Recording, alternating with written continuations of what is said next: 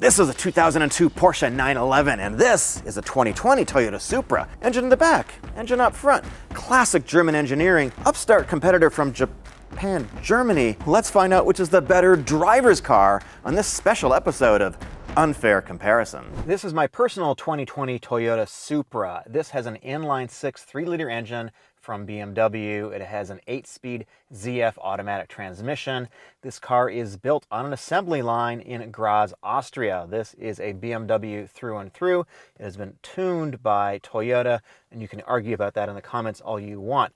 This particular car has been tuned to 382 horsepower and about 375 pound-feet of torque. That is the same as the 2021 Supra, so we're sort of starting with that as a baseline. This is about 3,300 pounds versus the 3,100 pounds or so for the 911, so the power-to-weight ratio is fairly similar. However, this has significantly more torque, and this does have lower gearing, so I expect this will accelerate better.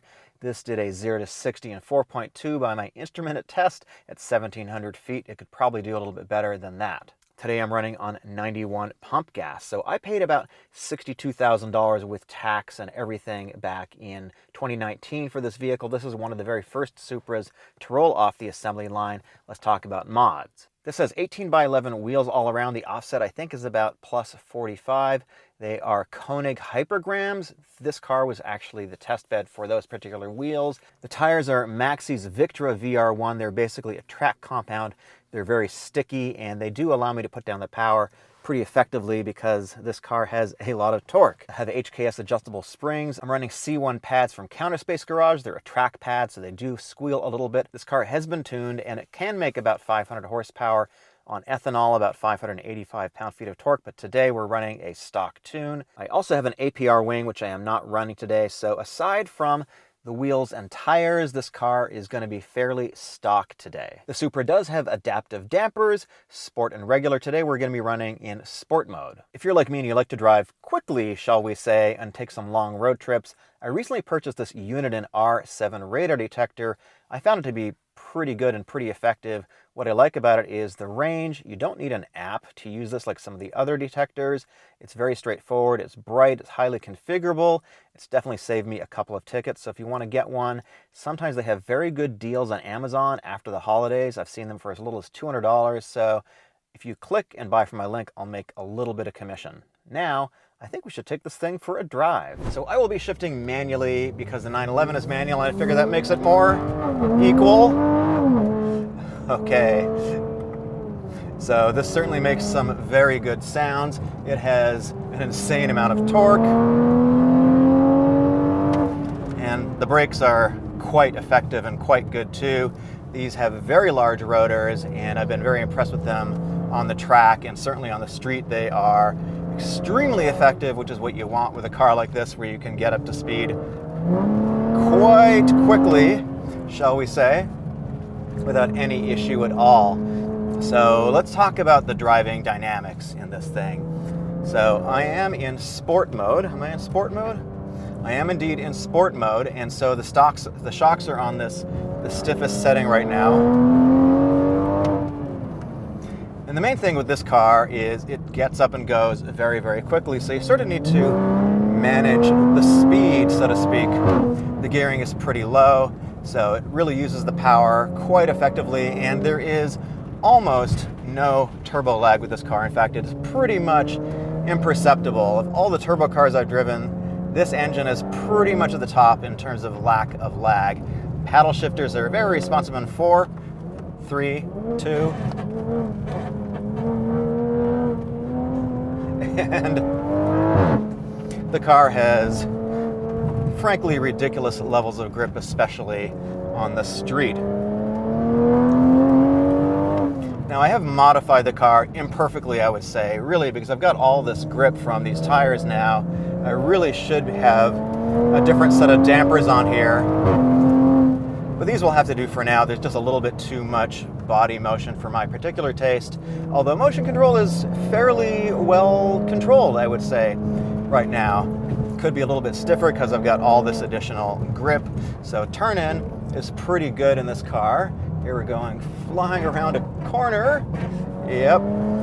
It's pretty sticky, I will say, and the steering feedback is not as good as it could be. They have improved it quite a bit every year, actually, especially the 2023 manual that I just drove has much improved steering feel compared to this one, which I think is a little bit weak sauce. This loads up in a corner, so you can tell that you've got some load on the tires, but it's a little bit artificial. Definitely the 911 is much better than that.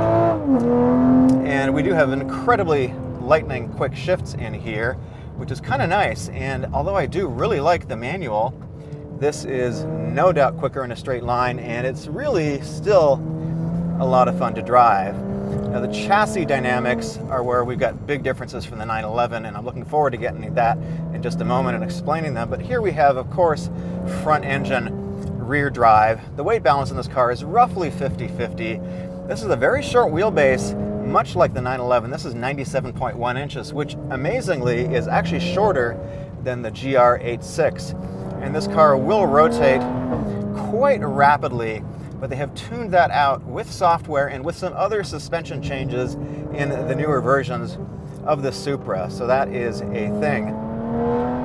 But what this car likes to do is light up the rear tires, and you need to be cognizant of that because you can get yourself into trouble. There is a fair bit of grip in the front of this car, and overall the chassis is incredibly stiff in this car. This is a very, very stiff chassis, so really the suspension is able to do its work pretty effectively. It does shove you back in the seat with a fair bit of force when you want it to, and this car is very playful. Let's just put it that way. The car makes some noise. It likes to dance around a little bit. It's got some body roll, although it's not excessive. Again, in newer versions, they have updated the body roll by putting in different sway bars. And the newer versions tend to rotate a little bit less than this particular one does. But front engine and rear drive, that is the main difference I'm finding here between these two cars. And of course, the 911 has a very different engine sound. This has a real sort of trumpet BMW kind of sound with this B58 motor, which is a very modern motor indeed, and it behaves like a modern motor. That I mean, you have a huge wall of torque with basically no turbo lag anywhere, and this thing just goes and goes and goes.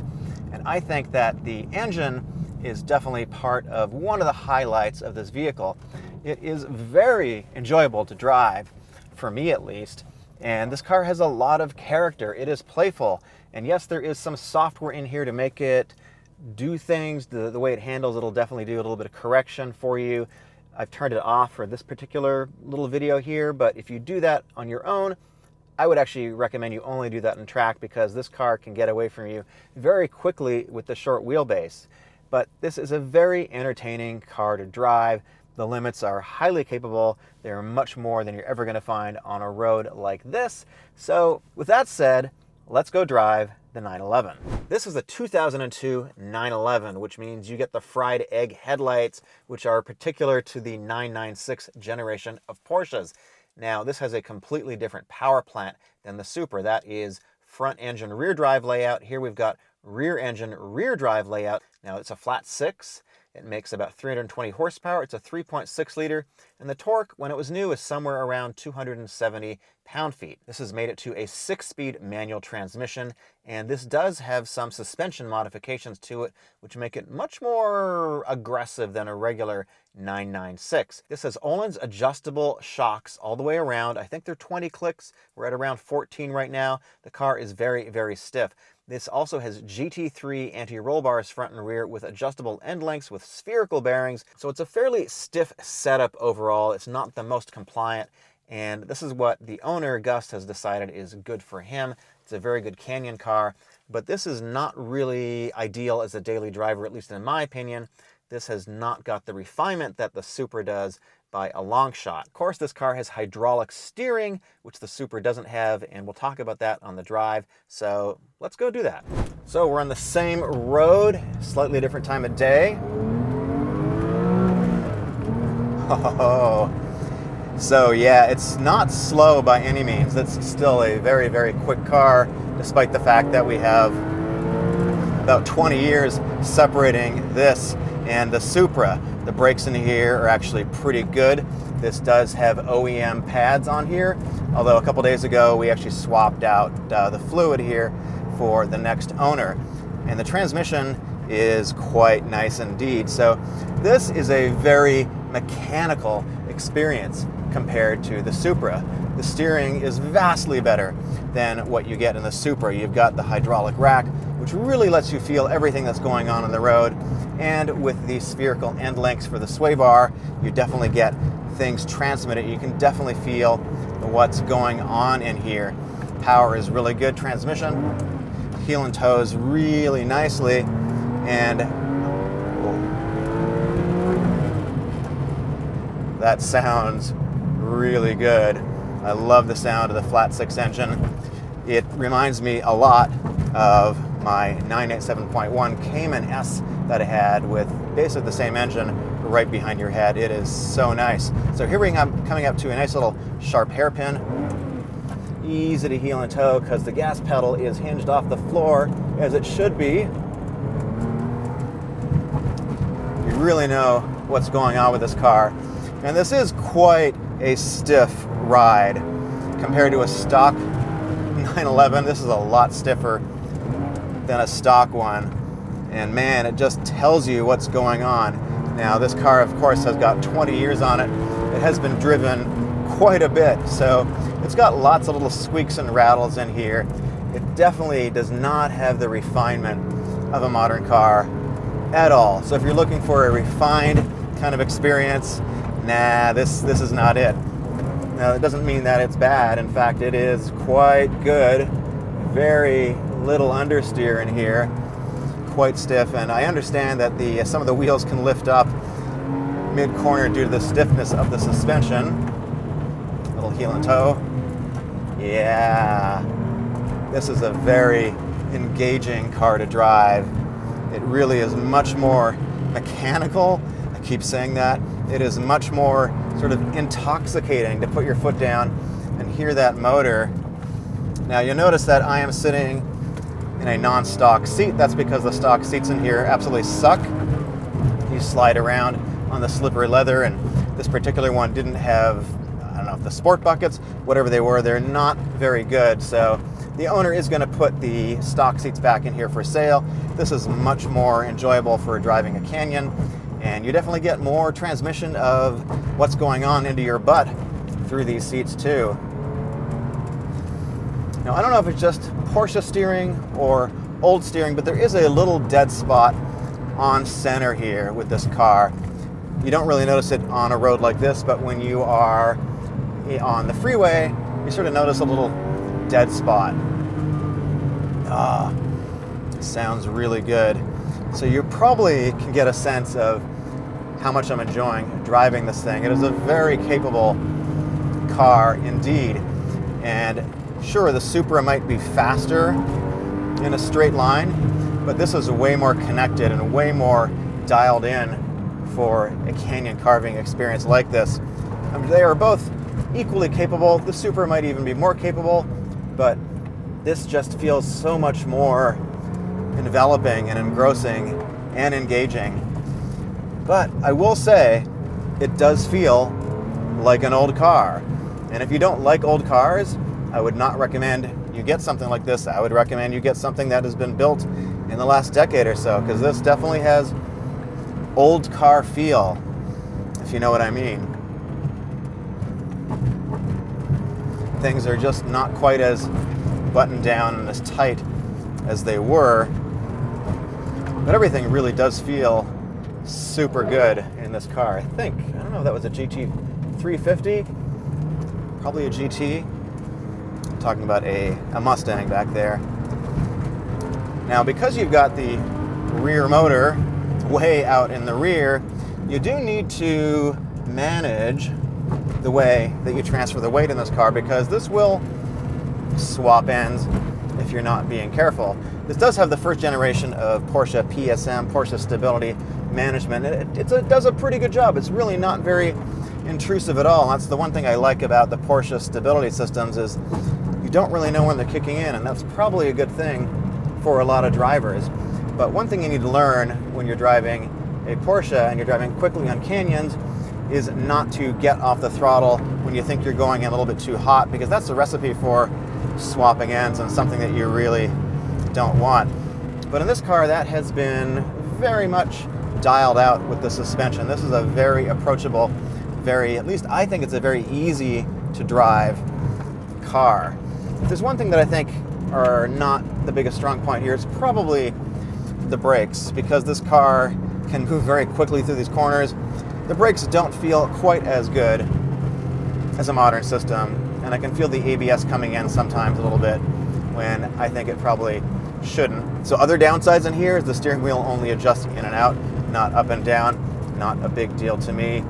But this is not a car that's really going to be a daily driver. This car is about 20 years old, has 133,000 miles on it, which means it's been driven about 7,000 miles a year, which is maybe average or maybe a little bit high for a Porsche. So if you think you're going to be driving this thing to work, this is probably not your best commuter car. This has definitely got a lot of character. It's kind of rough and tumble. It doesn't have the edges sanded off like a new car at all. You really are feeling every little bump, every little pebble in the road here. And I love it. I absolutely love it. Now, is this a car that I would personally own? Maybe, but when you get into a 20-year-old car, you're getting into maintenance. And that is definitely something to think about. Porsche mechanics are definitely not cheap. They're way up there. And finding somebody to work on your bunch of rocks in the road here, a little rock slide. Finding a good Porsche mechanic is a story all in of itself. And even in Los Angeles, where there's plenty of them, they all charge a lot of money, and the parts are expensive too. And getting to a broken part, it's just going to take some hours of doing. Ask me how I know. So this owner, his name is Gus, of this car, he's about 15 grand into parts, including the shocks and dampers and other maintenance related issues. So he said the dampers were about $3,000 roughly, and the labor to install them was about $3,000. So you can see things get expensive fairly quickly in this car. And having owned a Porsche myself in the past, I can tell you that the pads and the rotors and all that kind of stuff, they are about on par with a BMW, but perhaps a little bit more expensive. So you just sort of have to keep that in mind. And the engines in the back, it's just not as easy to service as popping open the hood on a V8 or any kind of front wheel drive car, simply front engine car, and get into the engine. It's just more difficult to do that kind of work, especially when you think about things like replacing the spark plugs and so forth. It's just a little bit more difficult. But is that all worth it at the end of the day? Yeah, I kind of think it is when you have an experience like this in a canyon. Wow, the levels of grip in here are just tremendous. And the car makes you drive faster, if that makes any sense. The car kind of pushes you to explore its limits. And they're quite easy to explore.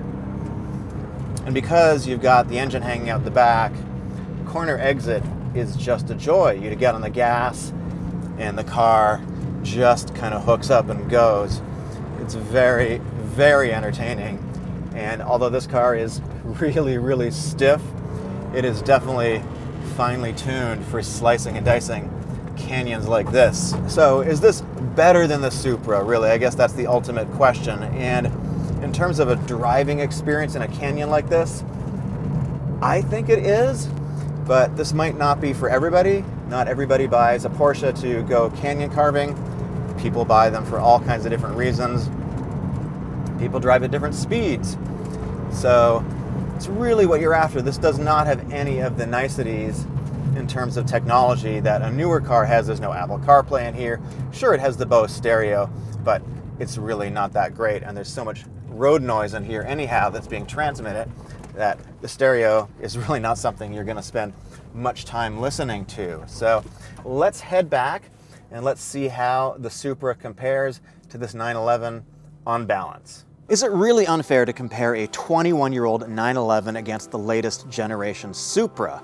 I mean, after all, the 911 has unbelievable steering feel. It is so connected, it's so mechanical, it's so raw, and such an emotional driver's car. And the price is kind of attractive for a minute. Those are the positives, but on the downside, these cars can be incredibly expensive to maintain. And if you happen to lose an engine, you're probably looking at about $25,000 between a used replacement engine and the labor to put it in, which is really about the price of this car. The interior, which is still very high quality, does show some signs of wear, and it just feels dated. There's no getting around the fact that a 20-year-old car is just not going to have an interior that feels modern anymore. But on the other hand, a new Supra has endless torque and horsepower. There's virtually no turbo lag. The automatic transmission, while certainly not as engaging as the manual in the 911, shifts incredibly quickly, and this thing accelerates kind of like no other. The brakes in this car are very, very good too, but this is a more modern car and it feels kind of more dulled down compared to a 911. There's just no getting away from that. And when you're comparing the price, it is basically double this 20-year-old 911. The steering in the 2020 and 21 Supra, personally, I don't think they have any feel to them. They have improved it for 23 a little bit. They've actually made a lot of improvements for 23. And that kind of makes it a compelling car if you want a brand new car with a warranty and you don't really want to worry about maintenance. And these cars have proven incredibly reliable even with a ton of power added onto them. 20 years of automotive progress is a lot, and the new Supra is probably more technically capable than the 911. But it really lacks the emotionality and the rawness and the feel and the connectedness that you get in the 911. And if you want that rear engine, rear-wheel drive, flat six experience, you can only get this in a 911. That's my opinion. I hope you found this video helpful. If you did, please subscribe. My name is Eric. Thanks for watching.